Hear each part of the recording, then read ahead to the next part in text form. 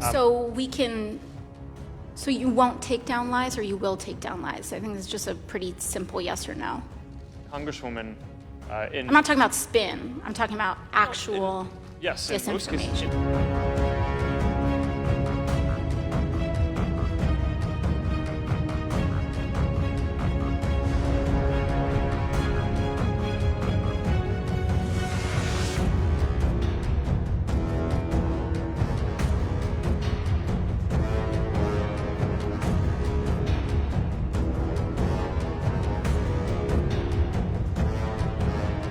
You announced recently that the official policy of Facebook now allows politicians to pay to spread disinformation in 2020 elections and in the future. So I just want to know how far I can push this in the next year.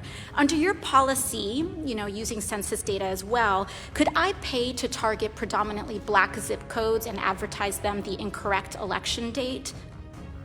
No, Congresswoman, you couldn't. We have, even for these policies around the newsworthiness of content that politicians say, and the general principle that I believe that. But you said you're not going to fact check my ads. We have, if anyone, including a politician, is saying things that can cause, that is calling for violence, or could risk imminent physical harm, or voter or census suppression when we roll out the census suppression policy, we will take that content down. So you will, there is some threshold where you will fact check political advertisements. Is that what you're telling me? Well, Congresswoman, yes, for specific things like that, where there's imminent risk of harm. Could I run ads targeting Republicans in primaries saying that they voted for the Green New Deal? I mean, if you're not fact checking political advertisements, I'm just trying to understand the bounds here. What's fair game? I don't know the answer to that off the top of my head. You don't know if I'll be able to do that. I think probably.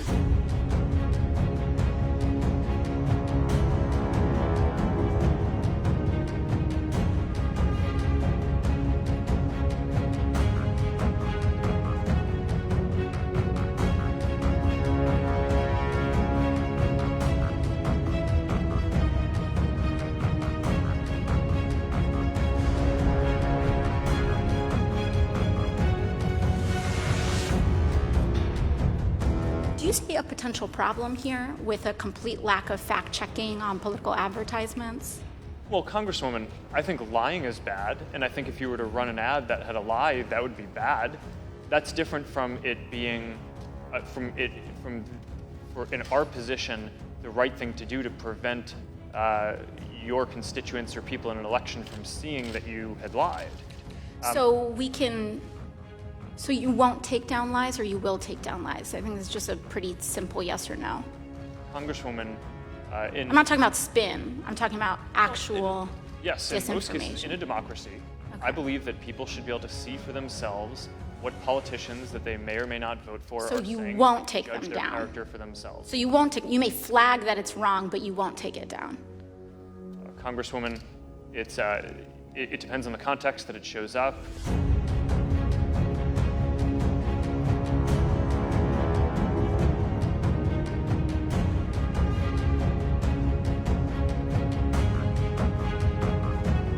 One more question. In your ongoing dinner parties with far-right figures, some of who advance the conspiracy theory that white supremacy is a hoax, did you discuss so-called social media bias against conservatives, and do you believe there is a bias?